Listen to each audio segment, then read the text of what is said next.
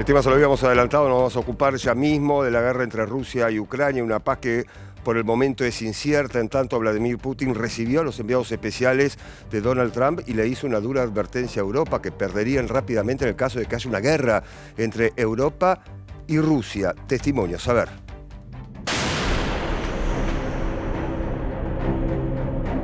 Мы не собираемся воевать с Европой, я уже об этом 100 раз сказал. Но если Европа вдруг захочет с нами воевать и начнет, мы готовы прямо сейчас. Вот здесь не может быть никаких сомнений. Только вопрос в чем? Если Европа вдруг начнет с нами войну, мне кажется, что очень быстро, это же не Украина. С Украиной мы там действуем хирургическим способом, аккуратненько, так? Чтобы, понятно, да?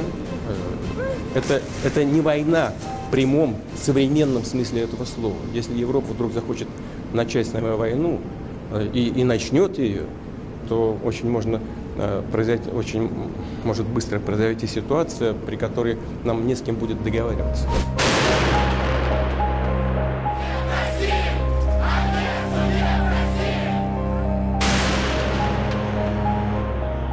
Готуємо зустрічі в Сполучених Штатах Америки після повернення американської команди з Москви та відповідних консультацій у Вашингтоні. Рустем Умєров, Андрій Гнатов та всі, хто потрібен для перемовин, продовжать розмову з представниками президента Трампа. Чекаємо новин найближчими днями щодо таких зустрічей, контактів, перемовин. Особисті зустрічі чи телефонні розмови є. Постійний контакт між усіма партнерами та між партнерами та Україною.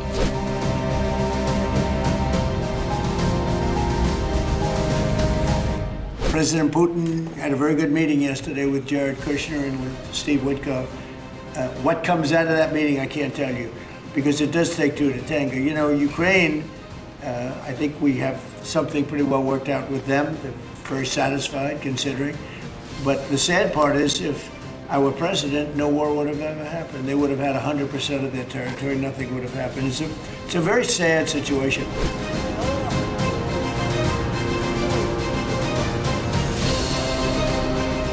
I mean, arguably, we would say that actually Russia wants to take all of Ukraine, not just Donetsk. Russia has really showed no indication that it wants to stop this war once it acquires Donetsk and Luhansk. If this were the case, it wouldn't have launched its 2022 invasion. Really, as in the last 10 years, or especially since 2013-14, as we've seen increasing increasing Western integration in Ukraine, again, there is, I think, the fear, and I think there's a lot of truth to the argument that should these regions be taken by force, Donetsk and Luhansk, or Donbass more largely, that this will only set the stage for further and additional invasions by Russia. Bueno, ya empezamos a analizar justamente esta situación. En estos momentos el presidente de Rusia, Vladimir Putin, está en la India y recién Donald Trump advertía la posibilidad de una nueva reunión con Zelensky. Bueno, así están las cosas, negociaciones a pleno para llegar a una paz, Leticia. Sí, así es. En India, que no es un dato menor, no, porque en el debate de las discusiones sobre las sanciones económicas lo que se dice es, bueno, ¿qué pueden llegar a hacer ahí países como China e India, que son los mayores compradores del petróleo ruso, claro, digamos, una vez que se aplicaron las sanciones o que Europa le aplicó las sanciones y Rusia dejó de exportar tanto petróleo como gas a Europa? Bueno, fueron los países más de la región quienes, justamente en este caso India y China, con respecto al petróleo. Pero actualizar brevemente, Pablo, lo que pasa con las negociaciones. Recordemos que después del plan que presentó Trump, ese famoso plan de los 28 puntos, que fue rechazado por Zelensky por considerar que tenía básicamente los pedidos de Rusia, siguen las negociaciones. Bueno, ahí lo escuchábamos al propio Trump, que decía que había ido muy bien la reunión de Putin con los enviados estadounidenses. La pregunta ahí es, bueno, que lo hemos discutido muchas veces acá, ¿no? ¿Qué pasa con el 20% que Rusia ya tomó del territorio ucraniano, la totalidad del territorio ucraniano? ¿Qué puede llegar a pasar ahí, digamos, ¿no? Si Zelensky va a ceder el territorio, algo que viene diciendo que no, Rusia que no se muestra tampoco a favor de retirarse del territorio que tomó como uno de los puntos centrales. Me parece que la cuestión central Sí. Me parece que la cuestión central, el tema de las diferentes zonas de Ucrania y hasta dónde están dispuestos tanto Vladimir Putin como Zelensky a ceder. Exactamente, bueno, lo que venía diciendo Zelensky es que no van a ceder ese territorio que es ucraniano, pero ahí lo veíamos a Trump que se mostraba muy optimista con avanzar en una negociación. Desde Rusia son más ambiguos, ¿no? De hecho diría más bien pesimistas con esa posibilidad, y además recordemos que Ucrania, el propio Zelensky, le viene pidiendo a Rusia un cese al fuego para negociar y ni siquiera Rusia estuvo de acuerdo en eso, en un cese al fuego, o sea, dejar de atacar para empezar a negociar un proceso de paz, ¿no? De terminar la guerra. Ese es un poco el contexto en negociaciones que, bueno, que se espera que sigan. Veremos ya cómo avanzan las reuniones, si Zelensky se va a reunir nuevamente con Trump o cómo va a avanzar en ese sentido, pero estamos en esta situación en este momento. Bien, Leticia,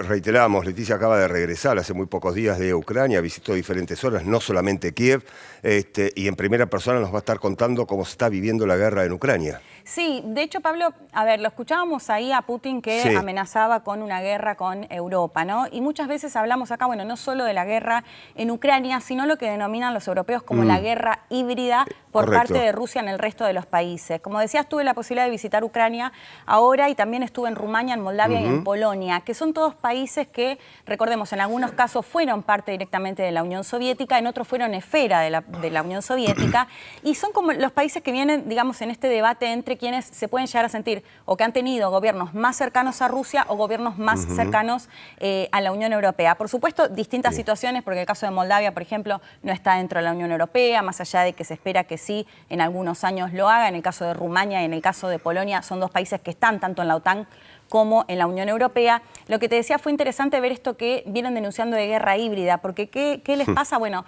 reciben ciberataques, ataques a directamente, por ejemplo, tanto a las redes sociales como las páginas de los gobiernos, ataques directamente. En el caso de Polonia, además tuve la posibilidad de reunirme con el canciller polaco, que nos contaba, hace apenas unos días recibieron un ataque en un tren que lo que se buscaba era descarrilar el tren. Allá, o sea, no termina sucediendo porque uno de los explosivos, efectivamente, bueno, valga la redundancia, no explota, pero dieron, o sea, con quienes lo habían hecho, que eran dos ucranianos prorrusos. De hecho, bueno, lo que ellos dicen es, automáticamente lo que empieza a funcionar es la propaganda rusa de decir, bueno, al final es Ucrania quien está detrás, pero lo que viene denunciando Polonia es no solamente este tipo de situaciones que las denominan sabotaje, que puede llegar a cambiar además si llega a haber a un muerto, ahí ya estaríamos hablando de otra situación mucho más compleja, sino también de ataques con misiles, también en territorio polaco, ¿no? Que muchas veces se dice, bueno, por ejemplo, una de las ciudades fronterizas, Lviv, en el caso ucraniano, que no la atacan tanto justamente por la cercanía, aunque también la han atacado en los últimos días, pero desde Polonia vienen denunciando justamente esos ataques también en territorio polaco. Y como decía, Polonia es parte de la OTAN, digamos que ahí se entraría ya en una situación muchísimo más compleja. Pero esto es lo que vienen justamente denunciando estos países y es lo que vienen sosteniendo, digamos, ¿no? De estos ataques de distintas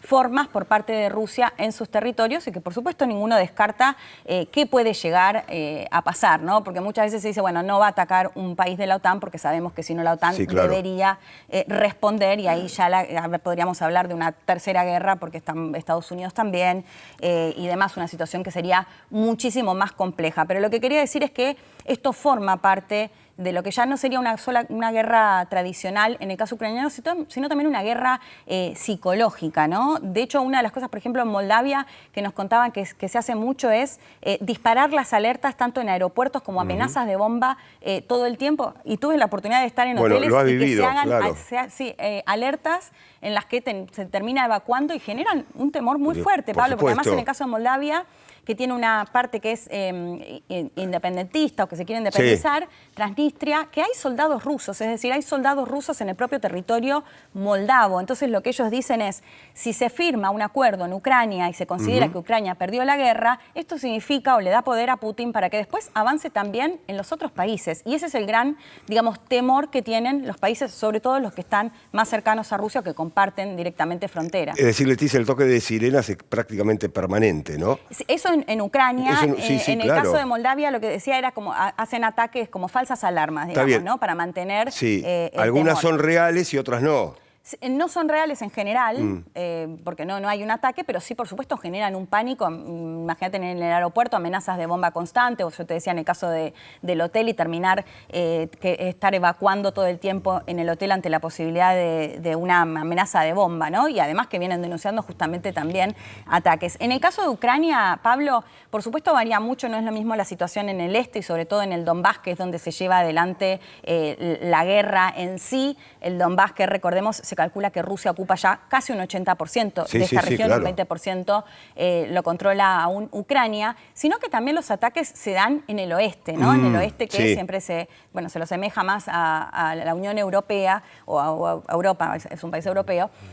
Los ataques, como decía, continúan tanto en la capital, Kiev, como, por ejemplo, tuve la posibilidad de ir a Mykolaiv, que es en el sur de Ucrania, que está apenas a 40 kilómetros de Jersón, donde continúan los ataques muy fuertes, y también está entre medio de Odessa, que es estratégicamente, si se mira en el mapa, era lo que apuntaba sobre todo Putin cuando empezó la guerra, la invasión a gran escala en el 2022. Y como te decía, bueno, por ejemplo, en el caso de Mykolaiv, puse un pie en territorio y empezaron a sonar las alarmas. Y me fui de esa ciudad con las alarmas sonando. Bueno, a ver, Leticia, para que la gente entienda, ¿qué sucede cuando empieza a sonar las alarmas? En tu caso, ¿qué tuviste que hacer y en el resto de la población que estaba ahí o te rodeaba? ¿Qué tuvieron que hacer? Suenan las alarmas que se escuchan en las calles, digamos, o en el caso de los hoteles, en los hoteles, y además reciben un mensaje de texto que dice que te tenés que dirigir a un búnker, a un refugio. Claro. Lo que pasa en el caso ucraniano es que no es un país como, por ejemplo, Israel, que esté preparado, que tengan en sus casas un búnker o un refugio. Entonces, en muchas, por ejemplo, en la capital, en Kiev, lo que hacen es refugiarse en los subtes. Y vas a ver nenes con sus familias enteras refugiándose en los subtes. Lo que pasa también es, en el caso de Mykolaiv, que pueden llegar a tener alertas cada una hora, lo que hacen es mirar a través de las redes sociales qué tipo de ataque es, qué misil es, si es un dron, digamos, qué capacidad de daño tiene para decir, me arriesgo a no ir al búnker o tengo que ir al búnker. Esa es la situación de los ucranianos. Digo, te estoy escuchando atentamente y es muy interesante lo que estás planteando, ¿no? Gente que de guerra no sabía nada, de misiles no sabía nada, y en muy poco tiempo, porque la guerra ya hace mucho que está, pero digo, la información esa la vas, mamando durante muchísimo tiempo de tu vida, no es para cualquiera. De hecho, rápidamente saben qué tipo de misiles hay, saben qué tipo de misiles están lanzando para decidir si voy o no voy a un búnker. Increíble. Te voy a dar un ejemplo, de hecho, que me pareció muy representativo. Hablaba con una periodista de Mykolaiv y ella me decía, mi hijo tiene 6 años. Es decir, que casi 4 años de guerra, toda su vida o casi toda su vida en guerra. Sabe más de misiles que yo. Eso me decía, porque el nene ya había aprendido cuándo tienen que ir efectivamente a refugiarse y cuándo se arriesgan, porque muchas veces también significa que está sobrevolando un avión ruso, que no va a haber un ataque, pero que sobrevuela un avión sobrevolando. Y ahí empiezan a sonar las alarmas igual. Leticia, bueno, estamos hablando del general, ¿no? De cómo una población que está en guerra, como es la ucraniana, se manifiesta cuando suenan las sirenas y bueno, tienen que decidir si van o no van de acuerdo al tipo de armamento que estarían lanzando, si van a un búnker o se quedan en su casa, pero también está el rostro inhumano de la guerra y vos estuviste ahí, fuiste testigo, has visto de todo, lo sabemos, durísimo, durísimo. Por un lado, sobre todo en la capital, gente que busca seguir con la normalidad, las cuadras que tienen electricidad, porque hay cuadras enteras que no tienen electricidad, porque lo que hace Rusia es buscar objetivos energéticos sobre todo. Entonces, lo que también te vas a encontrar con esta cuestión de que hay restaurantes que están llenos de gente que intenta seguir con como su si no hubiese guerra. Exacto, pero uno de los lugares que sin dudas, Pablo, más me impactó porque fue lo directo de encontrarte con las consecuencias de la guerra, fue un centro que pude visitar en la ciudad de Lviv, que es justamente, te decía, más al oeste y en la frontera casi con Polonia. Es un centro que se llama Superhumans, superhumanos, que son personas, tanto soldados como civiles, a quienes les amputaron tanto las piernas como un brazo o una pierna, o en muchos casos, o en la gran mayoría de los casos, las 2 piernas y un brazo. Y lo que se hace en este centro es las prótesis con las impresoras 3D, pero que tienen un valor además de entre $8.000 y $80.000. Y lo que se puede ver acá es, como te decía, tanto soldados como civiles. Ahí estamos compartiendo. Mirá. Bueno, esta imagen puntualmente fue muy impactante porque era una nena que se encuentra con este chico que yo no sé si era su hermano o su padre y no le quería dar la mano porque todavía no tiene la prótesis en su brazo. Le faltan las 2 piernas a él, no sé, ahí no se alcanza a ver, pero tiene 2 prótesis en las piernas, o sea, le amputaron las 2 piernas piernas y un brazo, y la nena no le daba miedo la situación. Increíble. O sea, realmente una imagen muy impactante, Es muy fuerte esta imagen, ¿eh? Sí, muy fuerte. Y después cuando volví, la nena le da el otro brazo, bueno, por eso le saqué la foto, porque después de esa situación. Acá lo que vemos también, que esto es la parte linda de cómo, pese a esa situación, buscan continuar con cierta normalidad de cómo se van preparando. En ese caso estaban haciendo un juego de cómo con la prótesis van manejando para aprender a cocinar de nuevo, para aprender a vivir justamente con esas situaciones, ¿no? De hecho, uno de los chicos que nos mostraba el centro, Eddie, que es un inglés que fue con una ONG a Ucrania, fue a asistir justamente a los heridos, y cuando va a asistir... Es decir, que llega en medio de la guerra. Llega en medio de la guerra, Bien. él iba por 3 meses y su objetivo era con esta ONG ayudar a los heridos en un ataque, y lo atacan a él también y le terminan amputando un brazo y una pierna. Y te repito, inglés, su caso se hizo muy conocido en el Reino Unido y por eso pudo conseguir una prótesis de las mejores, digamos, porque por supuesto le donaron cambia dinero, después claro. para la modalidad. Y bueno, Eddie lo que nos decía sobre todo es que lo que buscan es que tengan un objetivo, porque imagínate que ante esa situación después, bueno, es muy difícil. Lo que nos decía, bueno, en muchos casos los objetivos es apoyarse en la familia, apoyarse en los hijos, ¿por qué continuar? En muchos casos, de hecho, si eran soldados, vuelven o intentan ya desde otro lugar volver también a las Fuerzas Armadas. Leticia, en este centro que estamos viendo, ¿todos adultos o hay también menores? No, hay nenes. De hecho, bueno, el caso de un chico en particular que... Bueno, ahí estamos viendo a un nene, por ejemplo, que le amputaron la pierna. Él es Eddie, el chico que te mencionaba recién. Y un chico, por ejemplo, de 8 años, que me impactó mucho su historia. Él estaba en la pileta, iba a nadar. A él, por ejemplo, en su caso, lo atacaron, mataron a su madre, y al nene de 8 años le amputaron un brazo. Y bueno, va a este centro porque justamente ahí recibe la asistencia, la rehabilitación y sobre todo esto, ¿no? Lo que buscan es que tengan un objetivo, que puedan salir de esa situación, y sobre todo que lo que buscan es volver a cierta normalidad pese a la situación tan tremenda que tuvieron que vivir. Es impactante, Leticia, lo que estás contando. Bueno, allí Leticia... Las consecuencias de la guerra, Pablo. Testigo directo de este horror que se llama guerra. Así se llama este horror, guerra. Y se lo contó Leticia, que acaba de llegar hace muy poquitos días de esta zona de conflicto. Bueno, vamos a cambiar de tema, hacemos la última pausa y en minutos estaremos analizando Honduras. A ver.